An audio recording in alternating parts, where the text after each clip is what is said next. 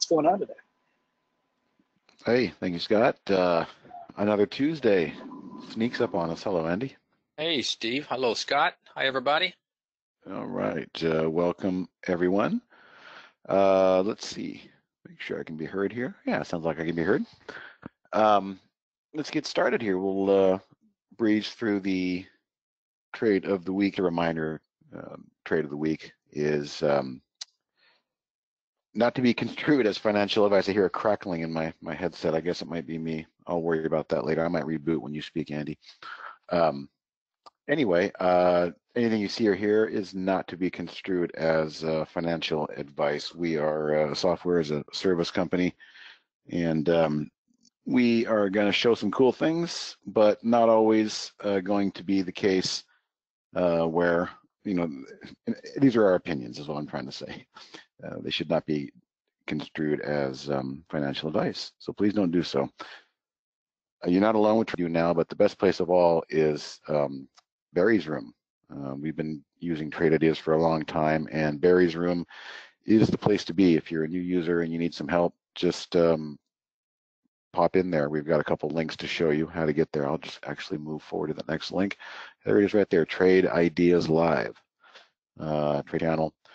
And that brings you to a afternoon session if you wanted to. You can watch Barry all day long there, or you bring him to, he brings the afternoon session to one of us, and we take it over for an hour. And myself, I do it today. Andy does it on Fridays. Everybody takes a different shot on a different day.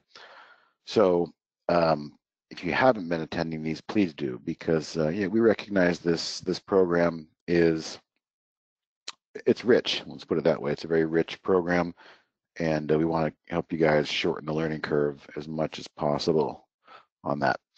So that being said, we'll just get right into the content. I do have a pretty good amount of content today. I'll try and get through it.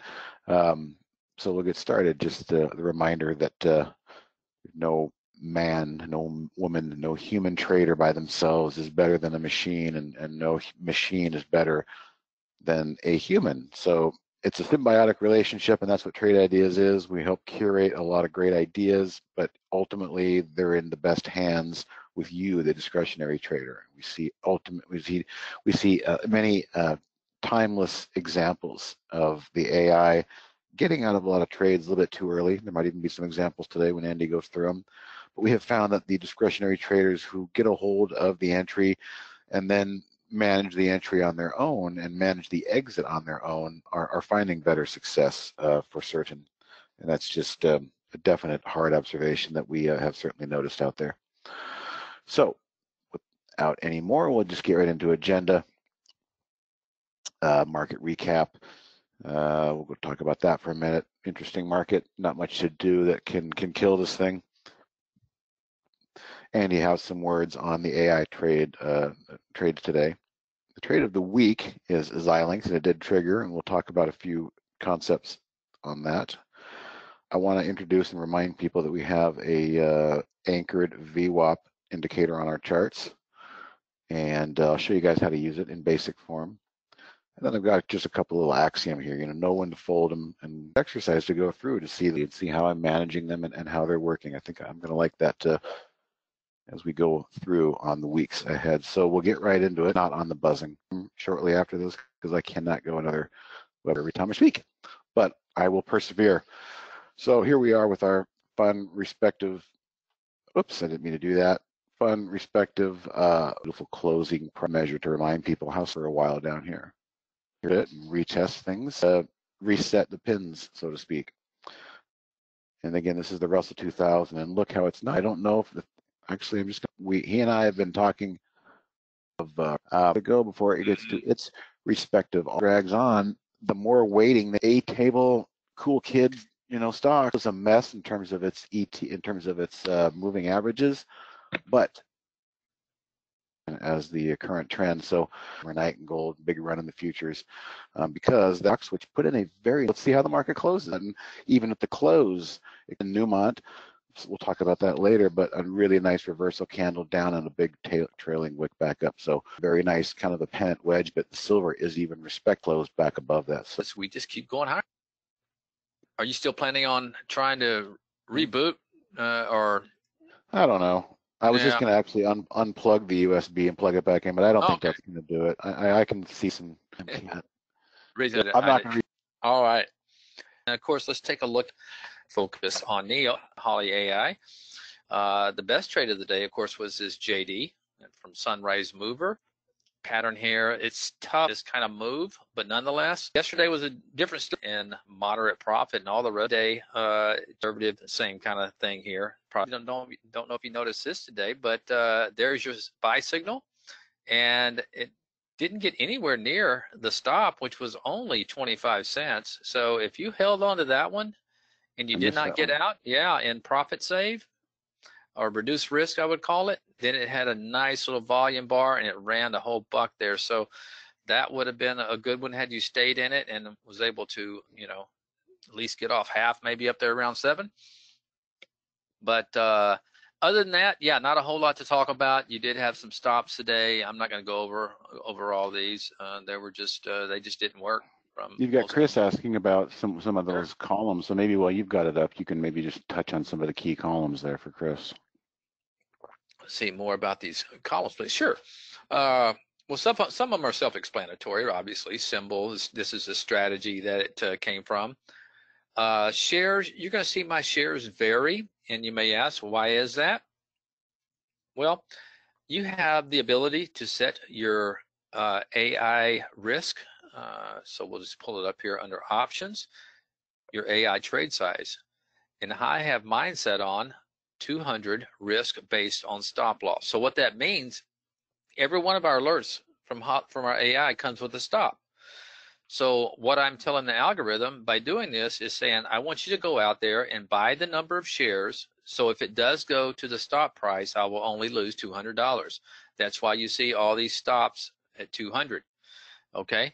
So it's a nice little feature. That's why you see these share size varied. Now I could come over here and choose dollars. I could choose shares per trade, 100. That's what we do in the AI channel. This is based on 100 shares per trade, per alert, I should say.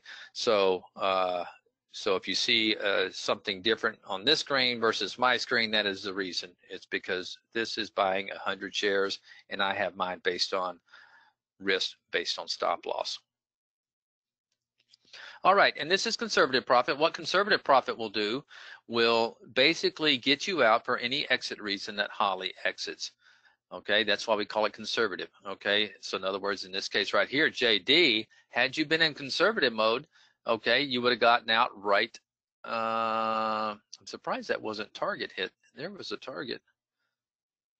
But for whatever reason, let me see. The exit was 77.28. Yeah, for whatever reason, it got out early. Profit save was was exit reasons. And then machine. Yeah, there we go. All right, so moderate profit is going to show you the profit if you hold it all the way to the close. Now, it will stop calculating when a stop is hit. That's one thing we like about moderate profit. Aggressive profit, I don't even like to talk about it because it does not adhere to stop. So take a look at this WDC in aggressive. You're looking at a negative $728. This is why we don't pay any attention. This is why you don't have that option in the brokerage plus in the back. You have the option between choosing between conservative and moderate. We do not have aggressive because we do not want you in here auto trading without any stops. So so that's basically it. The rest, like I said, a lot of things are just self-explanatory. All right. But, all right, I'm gonna shoot it back to you, Steve. Yep, I'm going to follow up there that Dave is on the ball. Dave knows why JD timed out. It was a 30-minute hold. I remember seeing that. Okay. Thank you, Dave. So, and you can't really see it, but in the coloration of there's a gradient and it gets light. That's usually where the AI exits. And just, the AI didn't know it was going to do so well, but it back tested the best for 30 minutes. But that's what the AI told us. What real time tells us is this thing, shot out of a cannon, don't get out. And not only don't get out, use what I talk about and Andy talks about, and all of us, that follow this thing, use this as your guiding principle here. And then look at this. There's our closing candle where it tells us the intraday move failed. And for the rest of the day, how about that? It was under pressure. It couldn't get back above that line. It's a binary line. Is it above? Stay in the trade. Is it below? You might want to get out. And that's all I really mean. We mean when we say use your own discretion, because the AI left a ton of money on the table here because it was programmed for a 30-minute hold based on back testing. But once the trade triggers and the real world examples come into play, we are better at taking in and disseminating all that new data coming in rather than a machine. All right. Moving on. Oh, good news, by the way, Andy. The buzzing is gone. So the old USB, nice. the old USB reboot works. Miracles. It's absolutely amazing. Oh, good. This week, you know what? This is funny too. I'll get to this in a second. This week, we did not want to go after something as similar, even though let's revisit last week's VSLR. For the last couple of weeks, we were sitting in these types of setups here, nice, trends that were kind of, moving sideways, but we just weren't getting a lot of follow through. Here was a complete fake out this day, and then it tried to shake us out this day, even though we say don't let it close below the 10 period. It was a pretty good attempt to shake us out, but unfortunately, the way we keep stats, on Friday this trade will close and it moves into this week in terms of the way we present, the statistics. But for those that stuck around and had patience, this thing finally did move higher. But we got kind of tired of that. The week before was also FI. It failed. It didn't work. So we looked for something that pulled back, and we found a pullback to the 50 as a scan that we have. And Xilinx has been in a very strong sector, which is the semiconductor SMHs. You can see that. No denying that's a very strong sector. And for some reason, Xilinx was working some steam off, but pulling back and catching that third backstop, not the 20, but the 50-day perfectly. And it's on its way. It's working. I'm not going to, should we show them the trade we were wanting? No, I'll show them later. The trade we were going to get in, but unfortunately, we can't always call the good ones. That's true. We'll get to that. I wish we had, but it was basically shaping up like all the rest of them. So we in the body of the email, we're trying to go for something that's pulled back a little bit, creating a bigger pullback, a bigger trend picture. That's a beautiful trend picture right there. So. Hey, the trade's working, but here's what I want to talk about. That was the reason for the selection, okay? But here is what I want to talk about. Again, let's use our time machine. Go back in time here to the open. Let me get the right perspective so we can play the time machine game. There we go. Now, I've talked about when the trade of the week gaps up, and there is the first 15-minute candle literally gapping through the high of Friday. So you essentially have three choices when the trade of the week gaps up like this. Choice number one is to say, I hate fear of missing out. I can live with anything that happens. I'm just going to grab it and buy it. Choice number one. Well, that didn't work out that great. For a moment it did, but then as usual, you start to regret. Okay, choice number two. This is the one, the fat, lovely, ripe, juicy area that I always talk about. Nice gap up, buy that pullback into the moving average, okay? This was the one that likely, a lot of people probably did buy that maybe subscribed to that same thing. And we move forward, uh-oh, yikes, it closed below the 10 period. Moving out, double confirmation, it closed below, trying to get back above, and it can't, oh crap.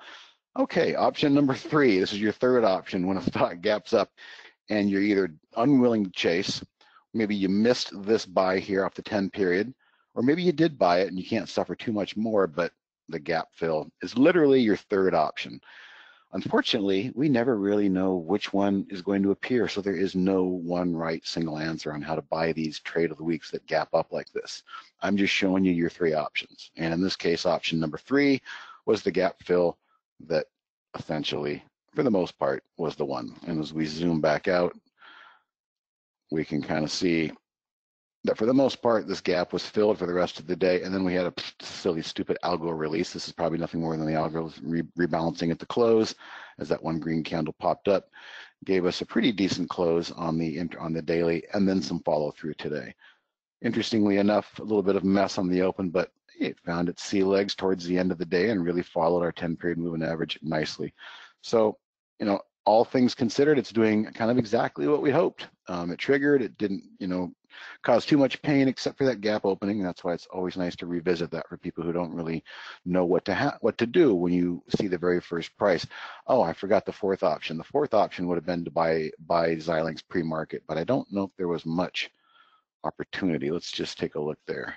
Yeah, there really wasn't. Xilinx gapped up for the most part, didn't give people much of an opportunity pre-market, and that's usually not something Robinhood offers or not something other platforms might offer. So there's the trade of the week in Xilinx. We revisited last week in VSLR, which is good. Anything you want to add on our, you know, since Andy did really kind of help me come up with this one this week, kind of a different flavor. Anything you want to add? No, I'd like to see it get back above, you know, that Moving, fast line, yes, and not only right. that, it would also be breaking kind of a downtrend over the last 3 weeks. You Yeah. can kind of see it there with the naked eye. So that would be a definitely a plus there if we can get back above. I did mean to say that where we go from here is really dictated by the 50 controlling the underneath, which is, by the way, the stop, and then hopefully we can get a close above the following 10. Okay, time for a little fun. I don't know if Scott has his ears on, but here's the actual email. And some of you may have read the email, and I appreciate that. And some of you pointed out that there was a typo in the email. Now, here's the big caper. Here's the big mystery, Andy. I didn't make the typo. This is my original copy. All right. I said we will shift gears this week, and somehow shift gears went out without the F. And people wrote back and said, that sounds pretty painful, Steve. And I said, yeah, it does sound pretty painful. I don't know how that happened, but I thought, you know, I proofread these things 3 times before I send them over. So I'm going to cry shenanigans. I'm going to say that was not my typo for any of you. All right. Yeah. Can you screen for V-Wap approaching, touching, and crossing? Yes, we can. Yes, we can do that, Eugene. That's a perfect segue. Thank you, Eugene. We're going to move on to something called anchored V-Wap. All right. It's a tool that we have, and I don't know if we have really focused too much on it. So I'm going to tap this chart behind it and expand it, and you can see this is a clean chart. And clean with no, let's take that off, with no real moving averages on there. All right. So yes, you're right, Daniel. I'm probably going to be having, I just jinxed it. I'll be having a typo in the next one. So the anchor is an icon we have up here. And again, the anchor is something that Brian Shannon, our good friend, came up with to try and take V-Wap to the next level. And I subscribe to V-Wap. I do like it. I look at it. It's not my one bread and butter tool like the 10 SMA is, but I think the algorithms and the quant funds and the industry and the institution will certainly look at it. But what Brian has done is he's taken it to the next step, and which I really like. It's a way of looking at the crowd, looking at the herd, and trying to find out who's in pain and who's not in pain. And we can start to find resistance and support levels. And so there's one way that you can use this anchored VWAP, and I'll just start with, actually, let me just see here, CNSL. He gave me a few that he's been kind of looking at. That's a daily. I'm just going to move to Apple. So Apple is an obvious one. And you take something like a breakaway gap. You know, back down here, we have this gap that wasn't filled. So what if everybody that bought on this day down here, how are they doing? That's really what I'm trying to get at. We'll click the anchor. Let's try that again. I just froze. Hang on a second. Love this thing. It's got his name. Okay, let's try this again. There's my anchored VWAP. Nope. Looks like it's going to goof on me. Let's try this again. All right, so what I want to do is grab that. There we go. And find that breakaway gap. I'm going to use, where was it? I use this one right there. Okay, so everybody that bought on this day is above the VWAP. And so Apple is really, really above. What if I wanted to grab another one there and go off of this gap? This one is really even more interesting. This big gap right here was very supportive for those 2 days. Okay, so that's the concept of it. We're anchoring a moment in time where a massive event occurred, news, earnings, what have you, usually involves a gap, big volume spike, and you can kind of corral the sentiment, the temperature of how those traders are feeling. Are they above the V-Wap or are they below the V-Wap? And this thing can actually sometimes really work miracles. But, and what Brian reminds me we need to do is we need to go to, actually I'm going to use this, I'm just going to change it to a 15-minute so we can see without all those other lines. 15-minute. Okay, so here we go. And here's some examples Brian gave me. Let's see, he gave me this CNSL. Let's see, CNSL. CNSL. Oops, I need to take those markups off, pre and post. There we go. All right, so this day right here was a significant high. So he said, you know, you take that anchored VWAP and you pop it there and you click that first 15-minute candle on that day and wow, look at that. You start to see some miraculous things. As the price got below and came back and approached the anchored VWAP from this high, again, using a high as a great anchor, we have resistance, resistance, and then it broke through, and that broke through became support for a while. And it actually closed today right on that level. Let's look at some other examples he sent me. He's doing a webinar actually on this coming up in his own right. Let's see where he would be using this one. I don't think I can expand that far. I'll move on to another example. SWI. And on this one, he was anchoring, got it, that makes perfect sense. So here's our big gap. This is probably an earnings day. And again, this is a 15-minute chart. So let's grab that. And wow, look at that. So it took a while to work out, a little bit of choppiness here, but for the most part, it did act as resistance. The price broke and could not get back above the anchored VWAP, the VWAP that was established from this 15-minute candle on the gap up. This is why Brian likes to use the 15-minute because it can really break down the intricacy of the day, more so than a daily candle. There's more waypoints. And so we see a little bit of sloppiness here, but once the price got back up, it broke through, came back and tested, and double tested right there for confirmation that that VWAP was broken. So these things, the way you use them is they actually become kind of a pivot. They become their own self-fulfilling pivot lines. Let's see if there's one more good example. Oh, Tesla, and he does have an Apple one too, but we're going to look at the 15-minute version. All right, so pretty sure, yeah, he's using probably down here. So let's use this day right here. Let's see if anything shows up. Wow, look at that. Perfect test. Apple came down, we're on Apple, not Tesla. Apple came down and tested that level and popped right back up. Great example. Let's finish off with the Tesla example. There's the anchored VWAP I'm going to want. So we will use the first candle of this kind of breakaway gap down here and see what it shows.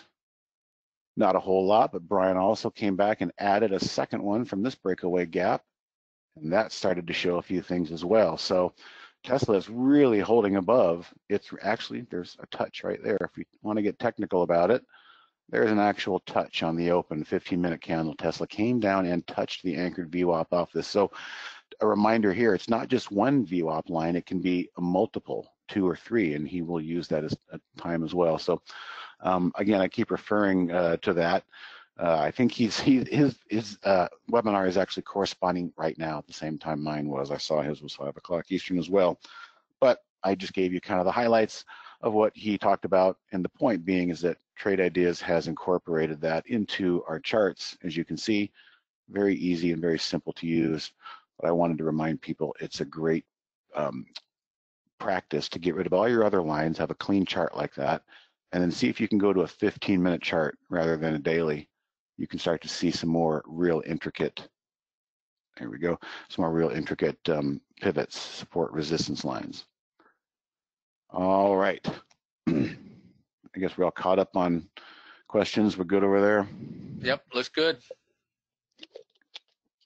All right, so a couple of new affiliates that came on to Trade Ideas, and I'm helping them. Real nice girl. She was on the cover of Wall Street Journal a few weeks back in the context of she's a realtor back east, and she kind of represents the newbie retail bunch that's just flooding into the market now with COVID and with lack of sports betting and with Portnoy and tons of reasons. The industry, you don't have to go far to see the Robinhood is just off the charts. We're experiencing a bump. So there's tremendous interest in the industry, which means there's a lot of newbies. And I love to help newbies not make horribly expensive mistakes, because everybody is going to make mistakes. And, she invited me to the Discord, and I went over there and observed for the last few days, and I've dropped a couple nuggets of wisdom where I can, but I don't want to disturb their flow over there. And their flow is, it's not technical. It's looking at a lot of news, a lot of PR, a lot of announcements. They're waiting for announcement, and then I pull up the names they're looking at, and I just kind of shudder. And there'll be a time and a place to discuss this with them. And what I want to start off by saying is Andy, what's one of the biggest mistakes you made early on in your career that you had to overcome to move past? Oh, geez. Hopefully we're on the same page here. Well, yeah. Well, several of them. I mean, I put you on the spot, but there was something that I had to overcome. Okay, you're right. I remember yours was overtrading. Yeah. Andy was an animal. He just couldn't stop. You couldn't pull him away. Mine was, and it was a very common one, and it's what these people, a lot of newbies, are suffering. And more power to them. It's normal. When you get involved in the story, which is what they're involved in over there, the PR, the news, the story, getting the stock, it's all numbers to them. Then they're waiting for the next news to drop, and then waiting for the next. That makes no sense to me whatsoever. So I'm going to try and help steer them away from that. Help them try and read charts. The 15-minute chart. I've already done a couple. We'll talk about one in a second. But what they're a couple of them are falling for, and it's just horrible. And I did it too. It's called the albatross. You get married to a stock, and I would come in and I would day trade and have a good day trading, but I still be down on the day because I had married myself to this damn story stock that I was waiting for the news to come out. And once I was able to shirk myself from a couple of really bad Band-Aid rips, I just finally had to rip the Band-Aid off and say, what am I doing here? You got to get out of this thing. The chart is screaming no, and I can tell it. It's screaming no to me, but I would just, no, but I know that something's coming around the corner. Well, that's a tough game to play. And I've got a couple of examples for you. I'm going to start off with the ones that were in the room. One guy was in NAK, and this is a rough one because you didn't see this one come. It's actually a miner. It really scared the hell out of me. I don't want to see miners do this. I'm trying to get my moving averages up here so it makes sense. Now, if I was in this stock, I would have been scared. I would have been spooked out of this thing right here. And I think you guys know me. The people that show up to this webinar week after week know how important it is for me to not trust a stock candle once it is closed below key moving averages. There's nothing to like. I mean, literally, if I was in this stock, I would kick myself if I didn't sell and get out of this thing on this day. Well, I understand people didn't, and there's nothing to do when a stock gaps down like this. And the only thing I told the guy was, well, he said, I think it's a rumor. I'm like, well, let the price action tell you what it is, if it's a rumor or not. If it's a rumor, the price action will tell you. Well, I think it wasn't a rumor. The price action bounced up and tried to come back, and look, it caught the fast line. And the fast line, I didn't see him today, but hopefully he got out and he let the price action tell him, because he was down really, really badly in it, and it was a tough one. Another name I saw in there today, and I'm not trying to pick on them at all. If some of you guys are in here, please reach out to me, because I'm going to show you some of my bad ones too. They're in this one, and this person said, I love the story, and it's the classic example. It brought in all this attention back here. All right, this is what I wanted to show about this one. All this attention, rightfully so, was brought into this thing. But if you weren't the person that was catching this sideways action that I talk about back here, here was your one and only real sweet spot to trade this stock. Yes, there was a great case to be made here, but look, it closed below that moving average. Okay, all right, it bounced off the 20. All right, maybe this thing wants to kick back into play. Oh, nope, pop back off the 10. Oh, another fake out, and then immediate reversal. So this person is, they've married themselves to the story, and I feel bad for them. I'm not going to reach out. It's their trade, but it just reminds me that I got involved with my albatross stock too, and I called it an albatross because every day it came in, it taxed me mentally just a little bit more. It sucked away my positive energy and my mojo. And it wasn't until I ripped the Band-Aid off and got rid of these things that I decided, hey, I can do this, because here, let me show you something. You can get out of this thing. You know, the person that was, you know, married to this thing, you know, you could have sold it a while back. And what you want to wait for is you want to wait for confirmation that this thing can actually get back above, you know, these moving averages, not only one day, but at least post a few days of closing where these moving averages start to curl back up and give you a support and give you a reason, like it gave us back here when people were on the ball. Look at that. You know, that's the sweet spot. Getting married to a stock is sad, and I want to try and help people not get married to a stock, but show them that you can still keep the stock on your radar. You don't have to suffer the bludgeoning each day taking your P&L lower.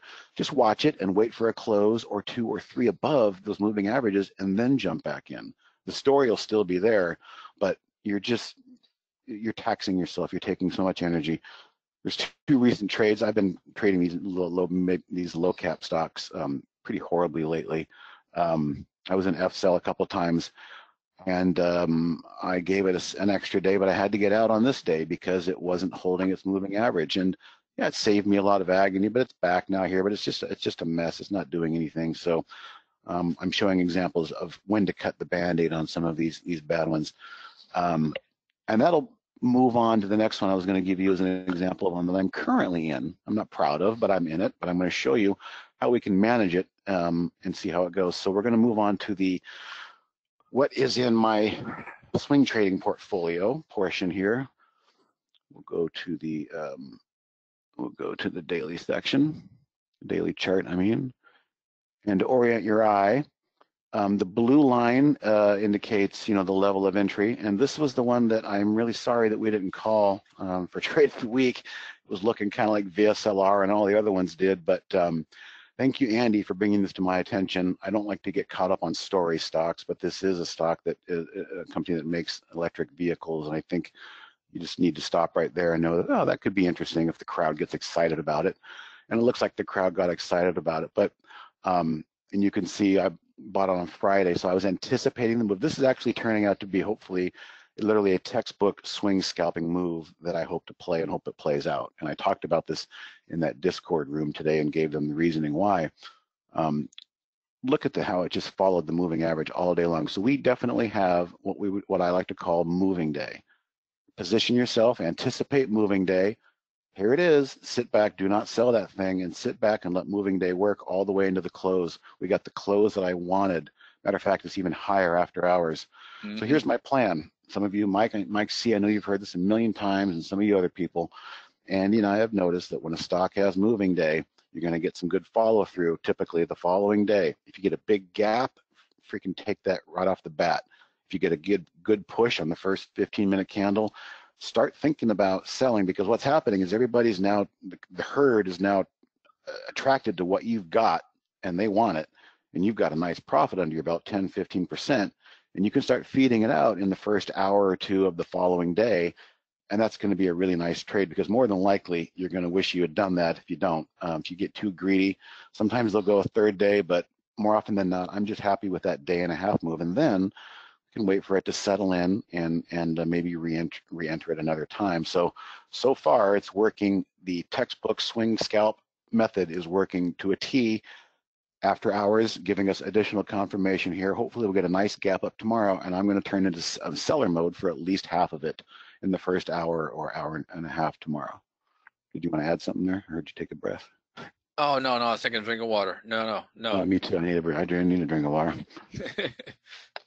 All right, so that's the one that's working well in the portfolio, NIO.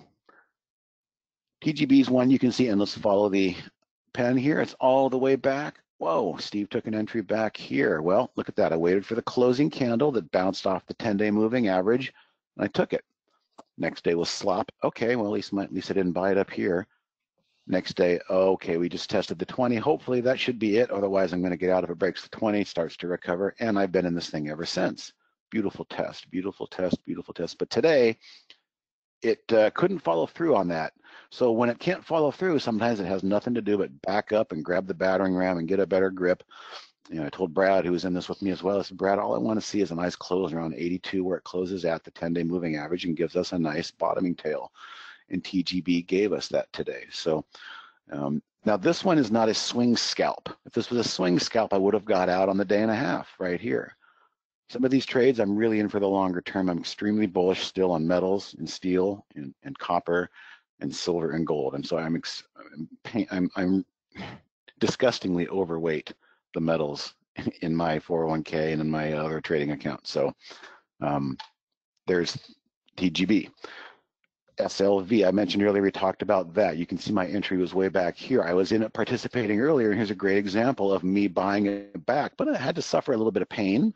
But for the most part, above water, I'd really like to see it once again positioned. Hopefully tomorrow or the next day is going to be moving day. We'll have another nice green bar in silver to confirm, as we looked at earlier, a nice break from that pennant and a resumption of the immediate trend. This was a tough one. This one, as I mentioned earlier today, you know, in a gold stock, they were really starting to fall out of bed. But Newmont is a bellwether stock. Let's take a look at what GOLD is. That's the this is the one that Warren Buffett bought. It didn't give back quite as much, but I'm in Newmont. Let's click back into the Newmont so you can see my entry. It was back here again. Waited for the bull to pass through and gave myself an entry. Suffered a little bit of pain in these 2 days, but got lucky with the Warren Buffett call. And it's just a lot of back and forth. So I'm positioned and I'm anticipating. I like the way it closed above that piercing, that bottoming wick off of the 50-day moving average. And again, another example of why I want to wait until the end of the day before I make my swing trading decisions. If you had panicked and gotten out midday, I know somebody who did, remain nameless, but he showed me the chart. He goes, I can't believe I got out right here. It's like they know. I said, I know. But I reminded him, if you're swing trading, you want to wait until the closing candle before you try and decide those things. Another long term, this is the one I'm in the longest, as you can tell. This one stretches all the way back to here. And I actually thinned out before earnings, and then I bought some back. And I told Andy, I'm waiting for this close above this blue line here, because this is the blue line I just can't get above. So if I can get a closing candle above this blue line, I'm going to add to the weighting of U.S. steel. I just feel like copper and steel and the infrastructure that's going to be coming around the corner anytime soon, it's a no-brainer. And this is probably a generational low, honestly, in a company like U.S. Steel. Look at that. So this is not a swing scalp by any means. This is a long-term position and hold. Another silver play. It was nice to see this thing reverse midday. It was starting to bother me below the 20-day moving average. But our backstop, we talked last week about using the 20-day as a backstop. That's exactly what my method was in this one today. Bit underwater here still, but bullish on silver and extremely overweight. I'll take a look at that in a second, Bill. Getting down to the ugly. SVM, put in a stick save. It's in no man's land here. There are no moving average holding this one up, but these miners are kind of hit and miss depending upon whether it's a silver or then whether it's gold and whether Warren Buffett's in it or whether somebody isn't. And then this is the kooky one. Okay, we got to zoom in. Kodak. This is what I'm going to play. I'm not going to get married to the story, even though the story's interesting, but this was craziness back here, and there's no reason to even try and get involved. But let's play that game again here. Let's go back in the time machine and say, all right, great case to be made here. Ooh, a double hold, a double test of the rising 10. I didn't take it. I think I thought about it, but I thought this thing's so volatile, I don't think I want to mess with it. So I passed. And then if you watch as we go forward in the time machine, hang on a second. All right, let's get rid of that. Uh-oh, we closed below. Theoretically, you should get out. That would have saved you a lot of money getting out. Look at that again. Okay, so took it off the radar, watched it, and then somebody brought up something. I don't know how it came to my radar on my screen, but here's what we have to do. We really have to zoom in to understand what I'm going to do here. This is the rising 50-day moving average, the one that Newmont held, the one that Xilinx held, the one that a lot of algorithms and quant funds, I think, incorporate into their equations. We technically finally got a touch today on Kodak. I think it was at 663. Let's take a 64. So coming into today, I bought it coming into today. It was held yesterday. I thought, you know, this thing hasn't touched the 50 yet. I'm probably going to, don't freak out if this thing makes a new low.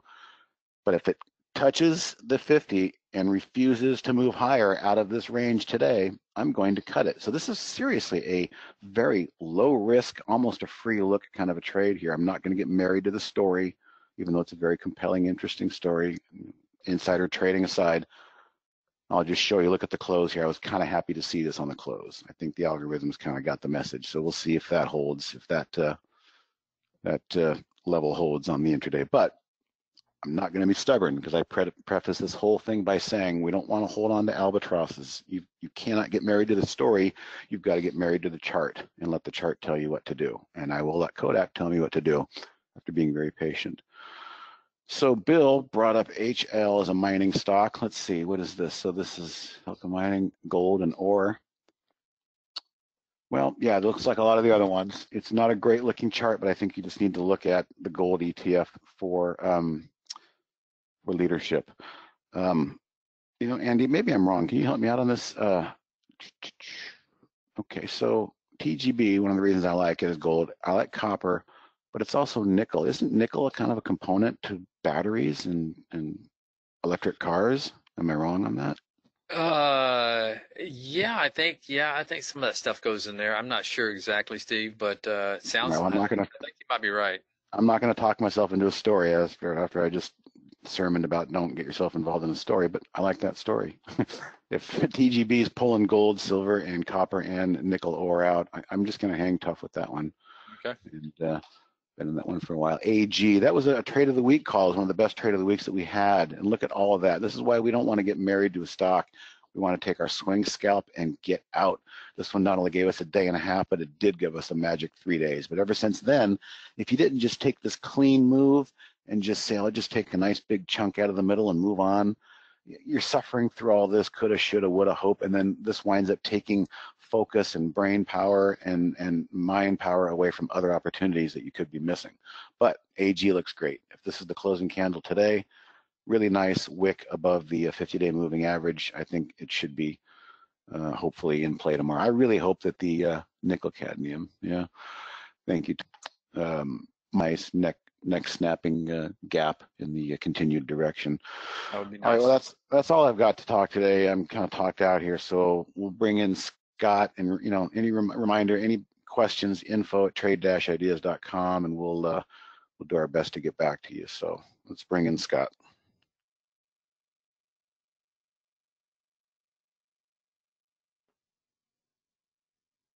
Scott's across the room. We're Scott to go off mute.